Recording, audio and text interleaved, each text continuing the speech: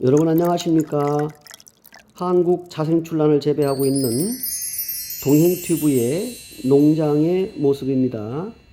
한여름의 혹서기에서 출란의 재배에 가장 취약한 부분이 오늘 말씀드리려고 하는 살균에 관련된 역병과 뿌리썩은병에 관련된 증상과 처방, 그리고 예찰과 예방, 그리고 주의해야 할 점을 오늘은 영상을 올려드리면서 말씀을 드려보려고 합니다. 한국 자생출란에 가장 취약한 생명의 위협을 느끼는 시기가 바로 한여름이라고 하겠습니다. 지금 7월과 8월 그리고 이제 선선해지기 시작하는 9월까지 마음을 놓을 수 없는 그런 재배의 시기라고 하겠습니다. 그래서 출란의 역병과 뿌리썩은병에 관련된 이제 여러 가지 증상과 예방과 처방, 주의할 점에 대한 말씀을 두 가지로 크게 나누어서 역병과 뿌리썩은병에 관련된 말씀을 드리려고 합니다. 먼저 한국 자생출란을 건강하게 여름나기를 잘 하시려면은 주로 병해에 대해서 관심을 갖고 예방 예찰 하셔야 됩니다. 적절한 방제가 대단히 중요하다 하는 말씀을 먼저 드리고, 이 두 가지의 병의 발생 원인과 그리고 방제 방법에 대해서 나름대로의 정리를 해 보았습니다. 첫 번째 역병은 피토프토라 블라이트라는 역병의 이름을 갖고 있습니다. 이것은 출란의 역병으로서 발생하는 주로 병은 이루이니아라는 무름병, 이 세균에 의해서 발생을 하는데, 이것이 발생되는 원인은 주로 수분과 기온이 높고 통풍이 불량한 환경에서 쉽게 발견되고 전파됩니다. 이 병은 식물의 여러 부위에 영향을 끼치기도 하고 특히 뿌리와 구경, 관부라고 합니다. 거기에 심한 피해를 일으켜서 결국 돌아올 수 없는 피해를 입게 되는 것입니다. 주로 역병의 증상은 이제 변색입니다. 변색. 그것으로 우리가 증상을 볼 수가 있는데, 노랗거나 갈색의 반점이 잎과 줄기에 나타나게 됩니다. 그리고 썩음입니다. 발병 초기에는 뿌리와 구경 부위가 물러지는 증상이 있고요. 시간이 지날수록 껍질이 갈변하고 물러져서 결국 계속 진행되다가 그것이 이제 생명을 앗아가는 현상을 일으키고 발생하게 되는 것입니다. 그것이 더 구체적으로 우리가 확인할 수 있는 것은 악취입니다. 악취. 특히 세균성 역병이 발병할 경우에는 그 부패한 냄새가 강하게 나타나기도 합니다. 이것이 역병의 주요 증상이라고 하겠습니다. 그래서 이 역병을 어떻게 하면 방제를 바르게 할 것인가에 대해서 살펴보면, 방제 방법은 이렇습니다. 철저한 청소가 필요하다 하는 것입니다. 역병에 걸린 식물은 즉시 제거하고, 그리고 소각하거나 격리를 해야 되고, 다른 식물로의 전파를 방지하는데 우리가 바르게 처리해야 될 중요한 부분이라고 하겠습니다. 그리고 방제 방법에 있어서 두 번째는 항생제를 사용해야 된다는 것입니다. 주로 출란에 쓰고 있는 항생제라고 한다면 마이신 계통인데, 그 중에서도 아그리마이신, 이 아그리마이신은 아목시실린이라고 하는데, 주로 어떤 약재냐 하면은 바리문 같은 것들이 주로 이 아그리마이신의 항생제 역할을 합니다. 그리고 세균의 전파를 막고 그 자체의 식물을 보호할 수 있는 약재라고도 하겠습니다.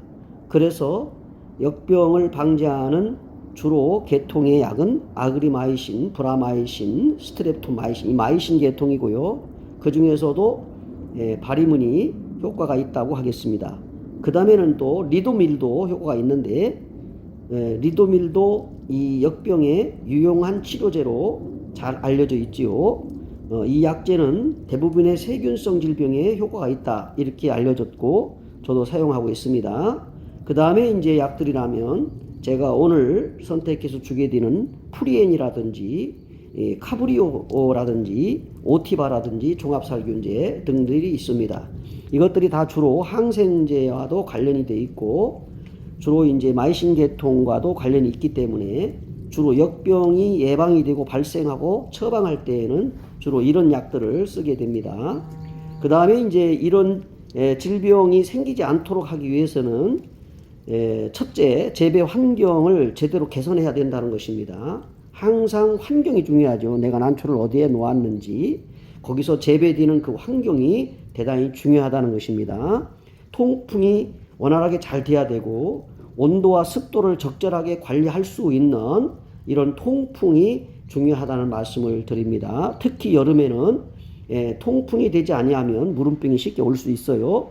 그 다음에 이제 지나친 이 습도는 세균의 발병을 촉진할 수밖에 없기 때문에 배수가 잘 돼야 되고 환기가 잘 되어서 통풍이 잘 돼야 된다는 것을 꼭 염두에 두고 환경 관리를 잘 하셔야 됩니다. 그 다음에 이제 질소 비료의 과용을 금해야 되고 여름에는 제가 더 직전에 올려드린 영상에서도 말씀을 드렸지만 여름에는 제가 비료에 관련된 유기질 비료를 쓰지 않는다. 그래서 고용 비료만 가지고도 충분하다는 말씀을 드렸습니다.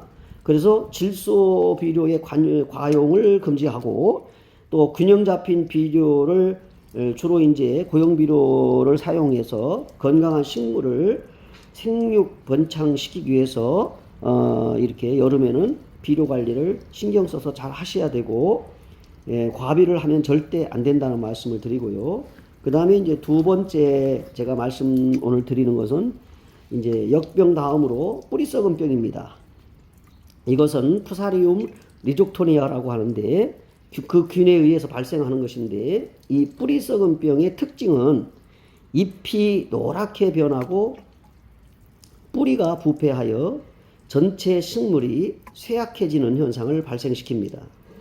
뿌리 썩은 병은 육안으로 우리가 지상부에 있는 잎을 보고 우리가 역병을 관찰하고 바로 처방하고 관리할 수 있다 하지만 뿌리 썩은 병은 지하부에 있기 때문에 쉽게 또 빠르게 발견할 수가 없는 것이 약점입니다.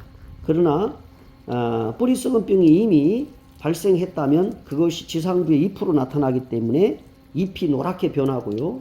뿌리가 부패해서 전체 식물이 전체적으로 지상부의 잎들이 쇠약해지고요. 그 다음에 신화가 성장하지 않고 갈변되면서 결국 전체적으로 고사를 시킵니다.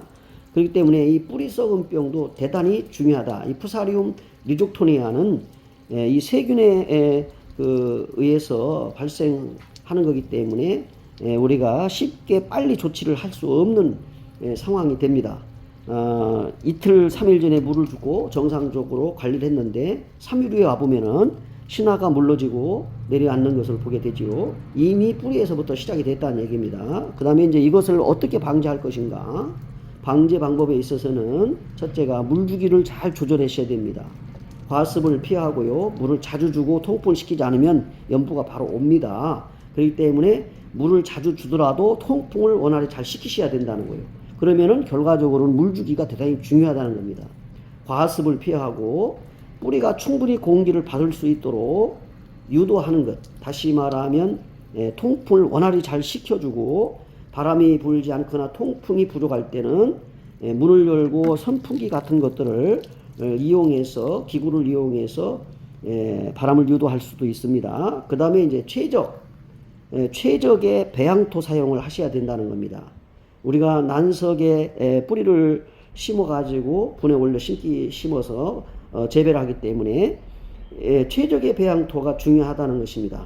그래서 난석을 아무거나 쓰면 안 됩니다. 통기성이 좋아야 되고 배수가 잘 돼야 되고, 그리고 우리가 일반 자생지에서 보면은 비옥한 토양을 우리가 발견하고 그곳에서 자라는 난초들은 잘 건강하게 크는 것을 볼 수가 있죠. 분에 올려서 심은 난초도, 식물도 이렇게 환경을 좋게 해줄 뿐만 아니라 물도 주고 비료도 주고 살균 살충도 해야 되는 겁니다. 그래서 토양에 대한 관심을 가지고 난석을 말하자면은 과습을 피하기 위해서 통풍이 잘 되는 최적의 배양토를 사용하셔야 된다는 것이고요. 그 다음에 이제 약재 사용입니다. 약재 사용은 주로 뿌리 썩은 병에 있어서는 스포탁을 많이 사용하고 다이제넴을 사용하고 벤레이트를 사용합니다. 그래서 뿌리 썩은 병 방제는 이것이 효과가 있다, 이렇게 우리가 검증이 되고 사용하고 있는 것입니다. 과용하면 안 되지만요. 그리고 아무 때나 사용하면 되는 것이 아니지만은 뿌리 썩은 병 그리고 역병에도 유효합니다. 그 다음에 이제 이런 약재를 우리가 사용을 하게 되면은 뿌리가 흡수를 하고 잎이 흡수를 해서 그 토양과 뿌리에 충분히 이렇게 약재가 투입이 될 수 있도록 스프레이가 아니라 관주를 하셔서 잎 끝서부터 뿌리 끝까지 전체적으로 약재가 될 수 있도록 해주는 것이 완전한 소독이고 방제라고 하겠습니다. 그 다음에 이제 항상 처방은 때가 늦은 거고요. 예찰하고 예방하는 것이 모든 식물을 건강하게 키우는데 가장 우선돼야 된다는 겁니다. 그래서 주기적으로 늘 점검하고 정기적으로 식물을 점검할 때에 예방 차원에서 병증이 보이는지를 늘 육안으로 확인하고 의심이 될 때는 난석을 부어보고 뿌리를 확인하고 신화를 확인하셔야 됩니다. 그 다음에 생육 환경에 있어서 그 개선할 점이라는 것은 이제 적절한 일조량도 줘야 되고 통풍을 제공해서 원활히 유통돼야 되고 식물을 건강하게 유지하는 것에 있어서 병해를 예방하는 가장 좋은 방법이 바로 생육 환경을 개선시키고 원활하게 성장할 수 있도록 예방해서 그리고 관리하셔야 된다는 거고요. 물주기서부터 시작해 가지고 살충과 살균으로 미리 예방하고 그 다음에 잘 성장할 수 있도록 계절적으로 시기적으로 비료 비배 관리를 잘 하셔야 됩니다.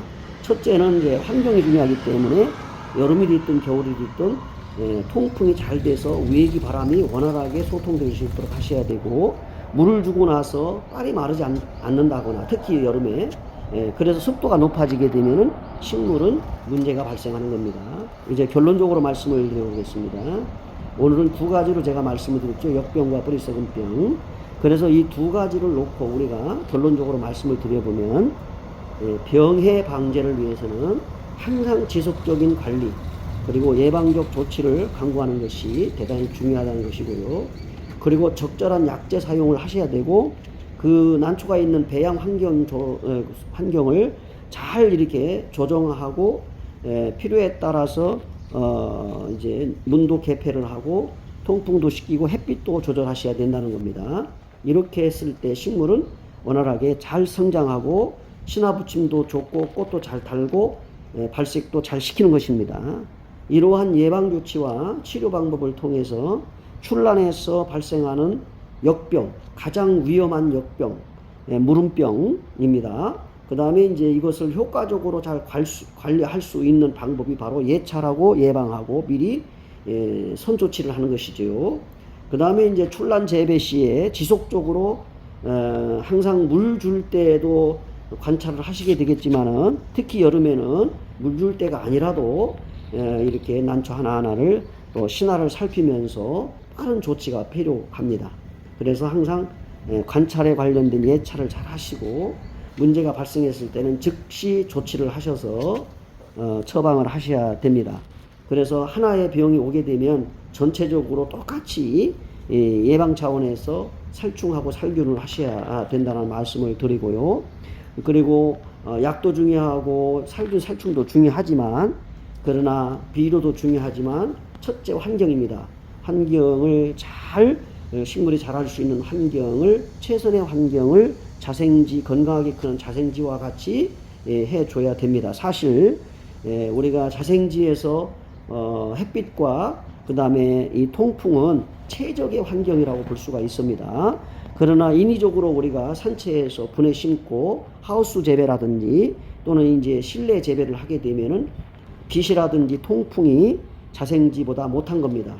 그래서 자생지와 같게 해주기 위해서 빛도 통풍도 관수도 시기적절하게 잘 해주시는 것이 식물을 건강하게 재배를 해서 결과적으로 꽃을 피우거나 또 이제 생장을 해서 신화를 받고 그 다음에 분촉을 할 수 있을 만큼 작년보다 올해가 더 신화가 잘 건강하게 올라올 수 있고 작년보다 꽃을 더 많이 달고 발색이 잘 되도록 하는 것이 특히 난초를 재배하시는 분들이 감당해야 될 몫이 아닌가, 책임이 아닌가 이렇게 생각이 됩니다.